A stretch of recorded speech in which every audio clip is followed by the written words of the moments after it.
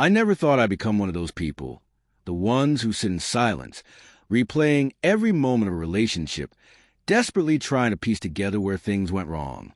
But there I was, alone on the living room couch, phone in hand, checking the clock for the 10th time in an hour. Emma had said she was working late. Team emergency, she called it, but something about her voice felt rehearsed. We'd been together for nearly 2 years. Things weren't perfect, but I thought we had something real. We laughed, we cooked together, we went on spontaneous road trips. She knew my secrets, I knew her favorite songs. But lately, she'd become distant. Not in an obvious way, but in subtle, small shifts, fewer I love you texts, more nights spent out with coworkers. Those little changes that are hard to explain, but impossible to ignore. That night, I wasn't even trying to catch her in a lie. I just wanted to see her, maybe surprise her with a coffee run at the office. I needed something familiar, something to chase away the gnawing feeling in my stomach that wouldn't leave. So I drove to the firm where she worked. The lights were off. The parking lot was empty. Her car wasn't in sight. I pulled out my phone to double-check the time. She'd texted me at 7:38 p.m. Still stuck here. Might be super late. Don't wait up. But I couldn't shake the feeling. I didn't want to jump to conclusions, but my gut told me something wasn't right. I circled the block, hoping I'd missed her. Maybe she had parked in the back. That's when I saw it. A black BMW with tinted windows pulling out from the next street over. For a moment, I didn't think anything of it, but something made me look twice. Maybe fate, maybe paranoia. As the car passed under the streetlight, something caught my eye, a glint on the passenger seat. A necklace. Her necklace. The silver chain with the tiny star-shaped pendant I'd given her for her birthday last year. She wore it almost every day. I froze. My heart hammered in my chest as the car drove by. It didn't register at first whose car it was, but then it hit me like a punch to the gut. Mark, her co-worker, the one she claimed was just a friend, the one who was married with kids, the one she mentioned a little too often. I recognized the license plate. We'd met him at a company picnic months ago. I turned my car around and followed them, barely breathing. The BMW pulled into a gas station. I parked behind the building, hiding behind a dumpster, feeling like a character in a bad movie. Mark stepped out of the car, went inside. And then Emma. She stepped out of the passenger seat like it was the most normal thing in the world. No rush, no panic. She was laughing, her hair tied up, wearing a pair of jeans I didn't recognize. And the necklace? It was gone. I sank lower into my seat, the reality of it all settling in like ice water in my veins. I couldn't move. My hands gripped the steering wheel so tight, they started to ache.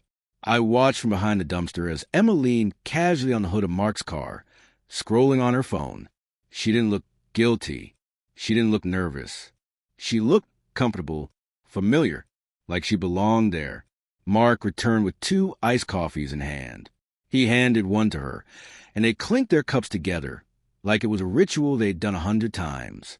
And then, the smallest of gestures, he brushed a strand of hair off her face. She let him. No hesitation. No pulling away. Just that soft, private moment that couples have when they think no one is watching. I couldn't breathe. My chest felt tight, like someone was slowly turning a crank inside my ribs. I wanted to scream. I wanted to tear out of the car and ask her why. Why the lies? Why was she wearing my gift in his car? Why was I sitting in a dark parking lot, watching the girl I loved become someone else with someone else? But I didn't move. Not yet. I couldn't let them know I was there. Not yet. They drove off a few minutes later, and I followed, keeping a distance, my heart pounding in my throat like I was living someone else's nightmare. I didn't know what I was even hoping to find. Proof, confirmation, closure? Whatever it was, I felt sick chasing it. But I felt even sicker imagining how I'd feel if I turned around and walked away. They pulled up to a quiet apartment complex across town. Not hers, not his, somewhere neutral. And that was all the answer I needed. They went inside, arm in arm. I sat in my car for what felt like hours, the weight of everything pressing down on me. I didn't cry. I didn't yell. I just sat there, frozen, like someone who had been hit so hard that they couldn't feel the pain yet. I stared at the front door of that building until it blurred into shadows. Around 11:40 p.m., my phone buzzed. Emma, hey babe, still at the office. I think I might just crash here tonight. You okay? I stared at the message, my thumb hovering over the keyboard. What could I even say? Sure, babe. Have fun cheating on me. But I didn't. I turned off the screen, slipped the phone into the glove box, and finally let myself feel it. Heartbreak, anger, shame, and beneath it all, betrayal. The deepest kind. Because it wasn't just the cheating. It was a lie. The fact that she'd kissed me good morning, smiled at me, told me to have a good day, all while planning to spend the night with someone else. And now, I had to decide what I was going to do with the truth. The next morning, the sun didn't feel warm. Everything outside my window looked washed out and pale, like the world itself was grieving with me. I hadn't slept. I had stayed up all night. Her message still on my phone, the image of her and Mark walking into that apartment playing on a loop in my mind.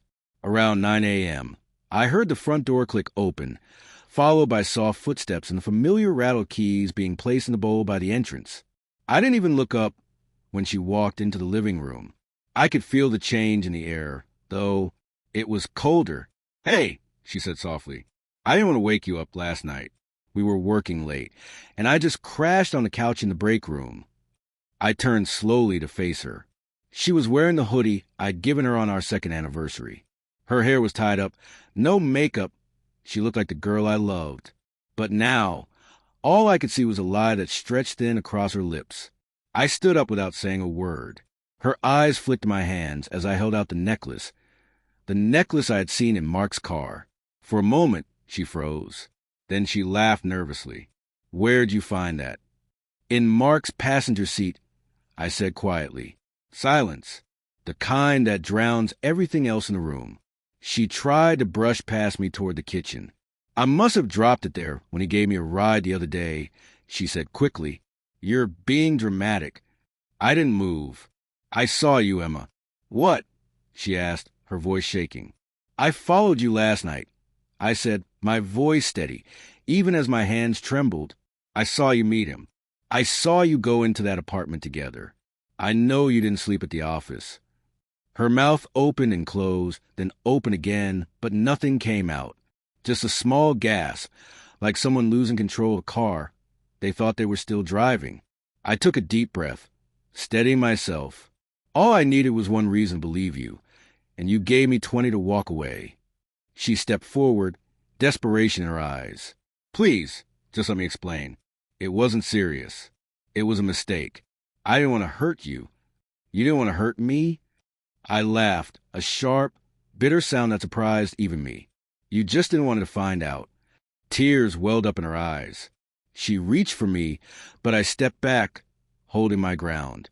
I had spent the whole night imagining this moment, and it wasn't at all like I'd pictured. No yelling, no smashing plates, just calm, sad acceptance, like watching the last leaf fall from a tree you used to sit under. I deserve better, I whispered. She cried, but I didn't.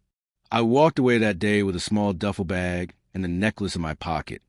Not because I want to keep it, but because I never want to forget what a lie looks like when it's polished and pretty, ready to be worn like a piece of jewelry.